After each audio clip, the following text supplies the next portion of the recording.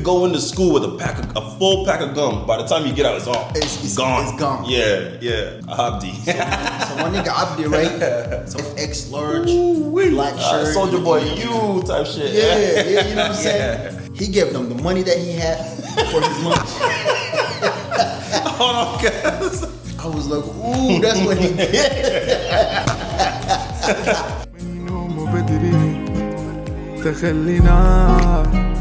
Welcome to BTN. My name is Ali. And your boy Wasty. So welcome to BTN. Thank you everybody for liking and sharing our previous video. We appreciate that so much. The person that the story was about too, they liked the story. Yeah. I guess they didn't remember as much of the detail that went down. But I guess because I was the heartbroken one, I remember everything vividly. They always say that. Yeah. You know, the person that's hurt remembers every single detail of it. You know what I mean? Yeah. I remember the struggle trying to get hold of them and all this stuff. But hey, like I said, unfortunately, we then passed that. Yeah. So we done moved on. So as you know, as I progressed in the school, we started in I started as a freshman. Yeah. And so I started in Northeast High School. Okay, so when you came, when you came to the States, yeah, you started as a high school. Yeah, I lived in like Wabash area. Okay, St. John, Wabash. That's Kansas City for you guys that don't know. City. And it was a pretty cool area to live in at that time. I really loved it. However, what I didn't understood it was during that time. It's a lot of there was a lot of like you gotta fit in. You know, it's a lot of gangster going on. There was a lot of Mexicans versus African American fights that takes place in the school cafeteria. Yeah. So there's a couple of fights that took place. If you're not aware, the food plate could just fly in and hit you in the face. Damn. I literally got hit with the full fries, burger, and everything in my chest. Damn. So and the problem is like you gotta fit in because if you're not really gangster looking, you get taken advantage of. Yeah. And one time I remember we were playing basketball. Okay. At the gym. Yeah. And one of my Somalian dudes, I can't remember his name is, but we're gonna go with Abdi. Abdi. So my nigga Abdi, right? So my nigga Abdi went into the locker room. So the worst thing to do is to walk into the locker room by yourself when there's not a lot of people. True. Because this is when you get cornered. Yeah. So my nigga Abdi walked in. This sounds like some penitentiary rules, bro. Literally. Like, I swear to God. Like, literally. That's during the time we used to wear like 5X large black shirt. Soldier Boy, you type shit. Yeah, you know what I'm saying? And so Abdi walked in and then 2-3 guys walked in behind him and they were like, yo, where's your money at? And he's like, I ain't got no money. They were like, this and that. And someone seen him getting slapped. Like, pow! Abdi got smacked? Abdi got slapped hard. You know what I'm saying? Yeah. So he got slapped so hard that he gave them the money that he had for his lunch.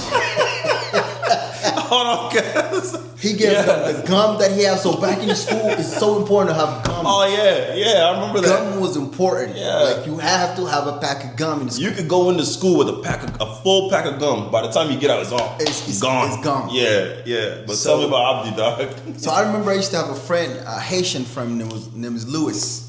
I met him over there. He's been in the U.S. maybe about a year ahead of me. So he taught me. Is he African? No, he's Haitian. Haitian, okay. Yeah, he's Haitian. His name is Luis. Luis, okay. Or Louis or something like that. Yeah. His brother's name is Sanjur, I think, and his sister's Manushka and them. So anyways, you know what I'm saying? Manushka is like a dude, bro. Like back in high school. Tomboy, bro. She can tear you up. Like no one plays with her. Yeah. You know, I have never seen someone that aggressive like freshman years. Right. I used to be scared of her. Damn. So right. So Luis taught me to become like a little bit gangster, like to drop my pants down, and to have like a big shirt. Do not show your socks. Apparently, if your socks is showing, like how we just dress up right now, we don't care. If your socks are showing, you're a foreign. Back in the day, you a fob, FOB, you a fresh fob, off the straight boat. off the boat. Yeah. So Luis showed me how to dress up, drop my pants down, this and this. Like if you meet me in the school, you wouldn't think that I don't know how to speak English. No shit. I got my do-rag on, drop the hat down. Gangsta. You gotta walk like, you gotta like lean back. He taught you the swag and everything. Yeah. And I got a couple of Haitian guys when I was in the gym. They used to look out for me. You know what I'm saying? I think I just fit in with my skin complexion and whatnot. Yeah. I just look like a normal Haitian. I could be African American. Yeah. But anyways, my dude got slapped, got his money taken, got his gum taken, and I think they told him every day you come to the school, you gotta bring money. They told him you gotta bring his gum. Yeah. Now let me take it back a little bit. Before I was walking to the gym, I talked to Abdi. I was like, "Yo, Abdi, let me grab a piece of gum." He was chewing.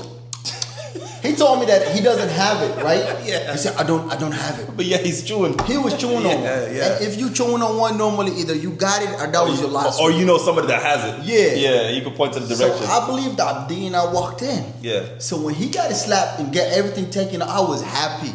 I was like, ooh, that's what he did.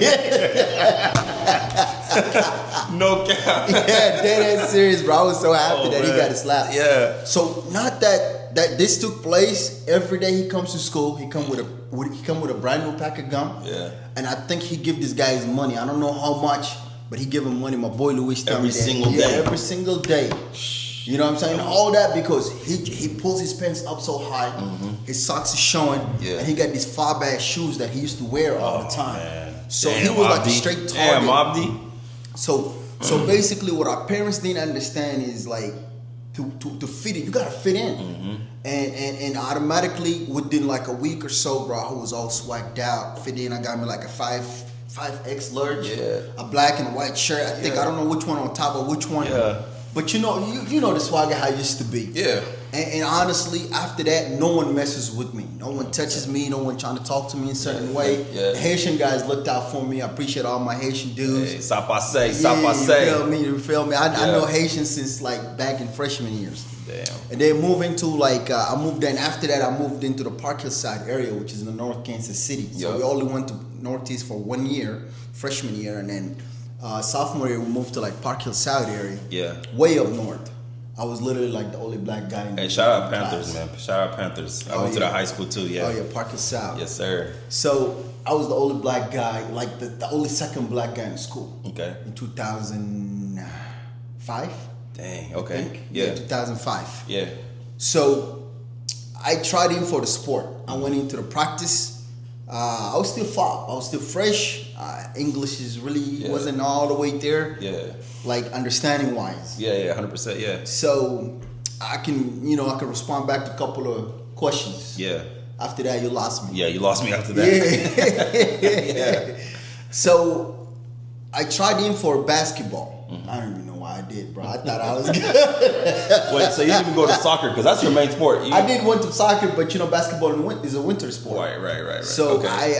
I did track. I went to soccer, and then I tried basketball. I was already fit. Like I was already playing every day. I was already running. Just outside. So I did the conditioning. Yeah. So during the conditioning, we will do a drill while you walk side to side. Defensive slide. Yeah. And so they were like, and so so whenever we get to the end of the wall, the coach would say Painter, and then they will say Jesus. You know what I'm saying? They will say Jesus.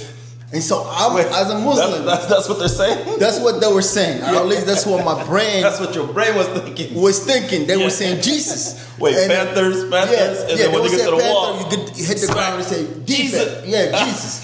So I thought, as a Muslim, why is this nigga saying Jesus? Right. And then the whole team is white people, so I'm like, man, I got caught up with this Jesus situation.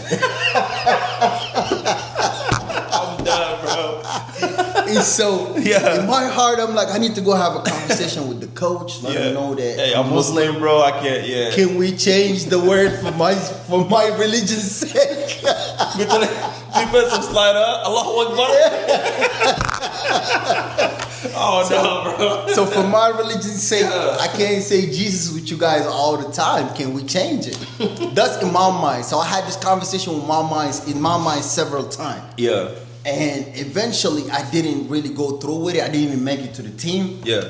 I realized that I wasn't really good because I really never practiced. Basketball wasn't cut for you. Yeah. So, stick to soccer. Mm-hmm. Later on, fast forward, a year later, my English is like I understand now. Yeah, I understand everything. I understand it now, yeah. Yeah, I can comprehend almost everything. Yeah. And only to realize at that time, these guys were saying defense, not instead Jesus. of Jesus. So I'm weak, bro. I'm sitting there. I'm like, I'm going to the grave with this story.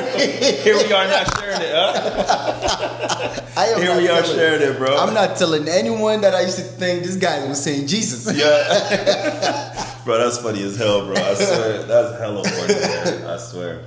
But yeah, man, I think like for me, you know, we met you when we freshly moved back to Kansas City. You know what I mean? My family, when we first came to the United States, 2001, we were in Des Moines, Iowa. Yeah. You know what I mean? And so we were there for like 3-4 years, and then we moved to Kansas City. You know, you guys was here first, then moved to Iowa, then came back. No. We were in Iowa first. Okay. Yeah, we landed in Iowa, and then we moved to Kansas City. Then Moved back. Rock, then came here. Bro, I'm trying to tell you, bro. It just kept moving back and forth. At least 3 times. At least. That's yeah, at least, bro. But yeah, man, I remember like, you know, just because I came to Iowa first, you know, I had all my friends and all that there, you know? Yeah. And so I used to love going to Iowa in the summertime because I used to connect with all my good friends there, you know what I mean? And so I remember one summer, you know, this was in Kansas City, man. I remember my uncles and them came in town, you know what I mean? And then they left back and they were asking like, yo, you want to come to Iowa for the summer? And I was like, hell yeah, you know what I mean? And so my dad was like, yeah. Go back see my friends. Exactly. I was like, hell yeah, I'm going to come out there and kick it with you guys. And so I remember vividly, bro, my dad was like, yo, okay, get ready, bro. You know what I mean? I'm going to take you to Iowa. You know what I mean? And I was like, you're going to go with your uncle? And I was like, okay, cool. Sounds good. I went home, packed up all my stuff, bro. Freshly out of McDonald's, had like a bag of McDonald's, bro. I started hanging out to my brothers, you know what I'm saying? Give the food out. Give the food out, bro. I was just like, yeah, bro, y'all can have it, bro. I'm about to go to Iowa kicking with my friends, bro. You know what I mean? Bro, tell me why at 12 o'clock, I'm just waiting, bro. Just waiting, bro. At night or 12? At night, bro. Because this guy was supposed to come there at like 8 to come pick me up so he can take me to Iowa. You know Africans with time. That's what I said, bro. Yeah. I was like, I'm going to stay up. You know what I'm saying? You know Africans with time. They never show up. Exactly, bro. So I was just up, bro, waiting for this guy, bro. Bro, I'm telling you, bro, I learned some new curse words that day, bro. I was so mad, bro. Gave up my McDonald's. Gave up everything, bro. You know what I'm saying? Just to go to there, bro. It was crazy, bro. It's hella crazy. But yeah, man, you know, shout out. Going? Nobody showed up. I'm still here, bro. Nobody showed up. I'm still here, bro. I'm still here in Kansas City, bro. Yeah, I mean, bro. I really hate making plan with any African parent. Yeah. They never show up on time. They get your hopes up. They get your feelings up. You think you about to go somewhere this day or that time. Yeah. Yeah, it never happens. It never happens, bro. It never happens. And I can't even sit here and lie, bro. Some of this stuff rubs off on our guys too, bro. You know what I'm saying? I'm not gonna point no fingers, but yeah, you know what I mean? You know, it rubs off on people. I'm you know what I mean? I'm the most person always on time, bro. Yeah, all right, buddy. But no, that's really a thing, bro. I swear, when they say African time, bro, that's really a thing. You know what I mean? Like, you know, I still got a friend that he would say he's coming. Yeah. But you know what I learned? I learned to just hear you, but not listen to you. Yeah, it happens. Whenever you give me a time, I'm not listening to you. True. Until you call me and you show me that you have made it, then I can pay attention to what you're saying. Damn. So I'd rather be the one who come in late than be the one who be in there early and I get pissed off. Because I get worked out. 100%. I get pissed off. Oh, you're not respecting my time. Yeah. I used to do that all the time. 100%. And I realized nothing is changing. Yeah. So I have to change. So now I'm like, all right, I'll be there. And then when you say, yo, I'm over here, I'm like, all right, cool. African time. I'm telling you, African time, bro. I'm in the car. I'm in the car, yeah. African time. You know, I'll be there soon. Yeah. All right. Where you at? Oh, yeah, I'm like 5 minutes. And we always say 5 minutes or 3 minutes. Bro, that's everybody's. Let me tell you why. Because if you use 10 minutes, it seems like a lot of time. I was trying to aim for 7 minutes. Yeah. Even when my in between, I was trying to aim for 7 minutes. So if I'm like 10 minutes, I will say 7 minutes. If I'm 7 minutes, I will say 3 minutes. Yeah. Nah, that's something I learned. I ain't gonna lie to you, bro. That stuff, bro, it irritates me a lot, bro. You know, sitting there waiting for people, bro. It's not it, bro. It definitely ain't it. So basically, I want to paint the picture of not being understood as a young man or as a young man growing up in the U.S. As a foreigner. As a young foreigner growing up in the U.S. Not being understood from my community, not being understood from the Sudanese and how judgmental they are. Yeah. So I was brought in the environment, as I was saying, in the most funniest way. I was brought in an environment that forces me to be a gangster. And even if you're not a gangster, act like one so that you could be left alone. Yeah. You know what I'm saying? Yeah. I have to fit in with my environment. And as we know, the studies, environments means everything. 100%. Environments can affect who you are, how you think, and all that stuff. Yeah. Versus the cultural thinking in the Sudanese way. Right. And people who coming in as grown folks into the U.S., they just go to the workforce. They don't face the environment as a young man that I face. Yeah. And see what I need to become to fit in around people. So I grew up around people who smoke pot. I grew up around people who were drinking at a young age. And when I was thinking young age, I'm thinking like 16, 17. Yeah. They have access to this stuff. 100%. Yeah. I was never really attracted to these kind of things. I was literally just trying to figure out who I am. Right. And I was being judged based on how I dressed. I was being judged based on how I was braiding. I used to braid my hair. I started growing my hair 10 years ago, but before that I used to braid my hair, and I used to what is it called? That when you braided one, they call it something. It's not a twist, right? It's not a twist, but one braid. Oh no, I don't. You got a name to it. Yeah. But those salon ladies know. Yeah. So, and I used to go around the Sudanese community during barbecues and things like that. And what hurts me the most, and I see grown people who talks about me. Right. Yeah. Right. You were getting judged because of it. Yeah. But not understanding your environment. Yeah. What you had to. Yeah. Exactly. So grown folks that would judge me, they were thinking that either I'm trying to act like a gangster, I'm being a gangster. I was getting judged. I was getting judged to the point that some of my friends, the parents tell them like not to hang out with you. Yeah. You know what I'm saying? And at that point, my community wasn't really doing nothing for me. Right. I was just trying to figure out who I am. I'm out here in Plymouth Rock. I'm out here with people who are majority of them Christians. Even though my friend during that time was Christian. The only friend that used to be with me all the time was my friend Rashid. Shout out to my dude, man. Yeah, my guy Rashid. That's like my cousin, my brother, and everything. Coming up, and then from Rashid, then I transitioned to having my brother Moses. But Moses, he was already a South Sudanese Christian dude. There was nothing to be judged about. He always liked his do-rag, always drop his pants down. He's cool. He's a cool dude. Right. But from my side, being a Muslim person, I was looked at as a bad apple. And during that time, I didn't even know why I cared. It really did hurt my feelings. I went off the community for a while. I was hanging out with different folks from different backgrounds. Right. And for I think a period of 5 years, I was just trying to really adapt to my culture, and also be able to keep the values, the American values that I seen and grew up in. Right. Some things are fun and some things are just normal to me. And versus the culture, they want you to just be yes ma'am, no ma'am, and things like that. Right. And at that point, that was a point in my life where I didn't see the community was any help to me at all in any way, shape, or form.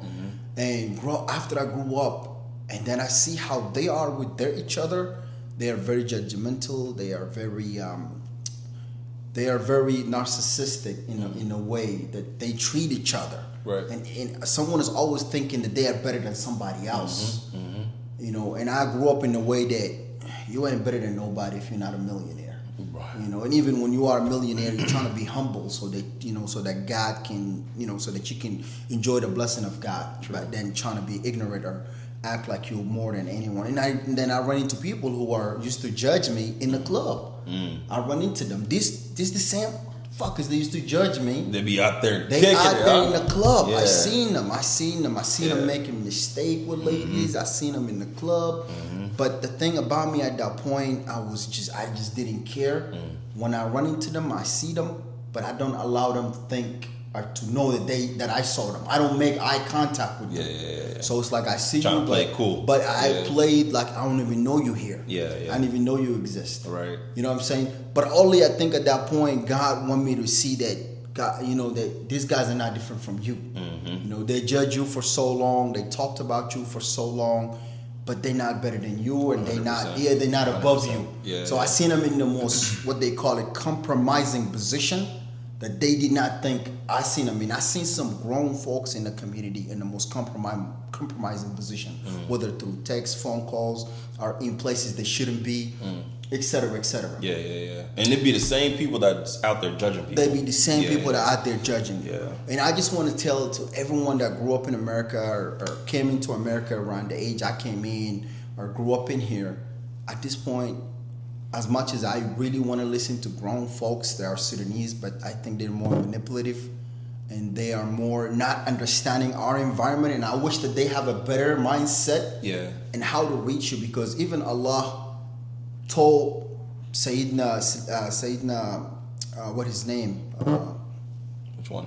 The Sayyidina Musa. Musa. When Fir'aun was talking about Ana Rabbukun al-A'la, Allah told Fir'aun, "Ghura lahu qawlun layna." You know what I'm saying? Yeah. Imagine this guy is in the most highest horse that can ever be. He think he's God. The Pharaoh. You know what I'm saying? Yeah. He's in the most highest horse that can ever make. Yeah. And he think he's God. When God sent him a prophet.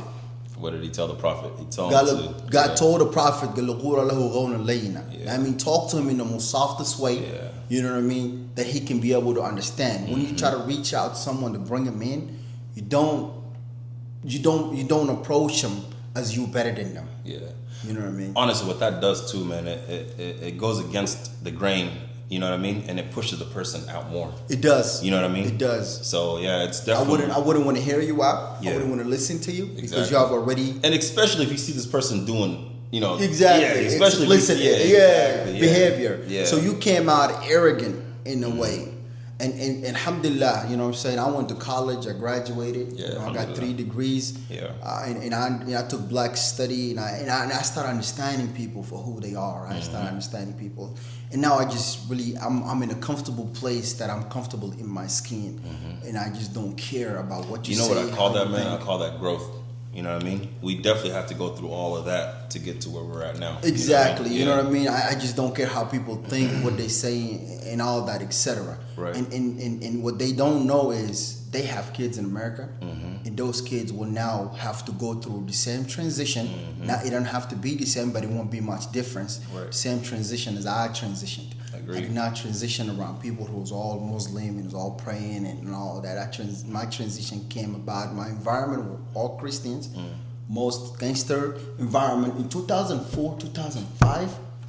People were screaming out blood, rape, G, you net. You know what I mean? Yeah, All that, you listen to 50 Cent. Like, even if you're not a yeah. gangster, bro, 50 Yeah. Cent will make you want to be a gangster. I swear to God. Window shopper. You know what I'm saying? You know, Let's not get into that. candy shop. You know what I'm saying? Yeah. Yeah, those are. So, you know, the music were a little bit violent. The music would want to bring another person out. 100% had So, high influence in people. Yeah, forget the music now. You know, the music now is just mellow. And there's a lot of negative to it, but it's a mellow music. Yeah, Music I back agree. then, I agree. one makes you open your sunroof and be outside. You know what I mean? Ghost ride the whip and stuff. You know what I mean? Yeah, 100%, bro. 100%.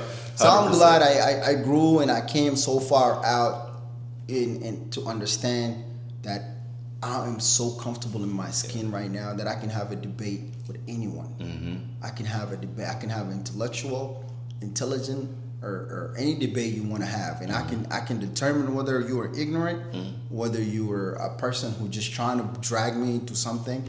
And if you don't have facts and hypotheses, and you haven't done your research and all that to try to get me to something that can benefit me, Right. I'm not even trying to enter that debate. Which, At all. yeah, most of the time I'll probably tell you you're right, and the conversation is over. So I hope that everyone who went through any kind of transition in life in the U.S. and got judged, don't listen to these people. Yeah. Don't listen to these people. Move forward with your life, and I hope nothing but success and progress, and just health and wealth for everybody. Nah, that's beautiful put, bro. That's beautiful put. I agree, man. I really do agree. I think, to be honest with you too, bro, like, some people have good intentions on, you know, when they want to steer you in the right direction, but the way they come off is very wrong. You know what I mean? Yeah, they don't know how to come in. They don't know how to approach the situation. You know what I mean? And that what causes like the separation between the youth and the older generation. You know what I mean? And they will not know how to approach this new Oh guys. man, we got some new generation right now, man. They're 21, 19, 21, Yeah. and maybe the oldest could be 25. Yeah. And they will not know how to talk to them. They will not know how to approach them. I am sure there's a complete disconnect in families right now because of not having the understanding what it is to actually grow up in America. And I wish parents can just take a class of understanding how to approach your own son, how to what they call it, reason with them, how to talk to them, how to be able to reach them. Yeah, that's true. Because if you didn't learn how to reach them now, you would never know. Good luck. Good luck. It's gonna be tough trying to bring them back in. You know what I mean? It's tough, man. But yeah, man, this is your episode. You feel me? We're gonna close out. Appreciate you guys again, honestly. Cloth talk. Yeah, thank you for viewing our videos. We have something special for you guys on the next episode. So please subscribe, like, comment, and stay tuned for the next one. Stay tuned. Appreciate it. Wajdi Ali.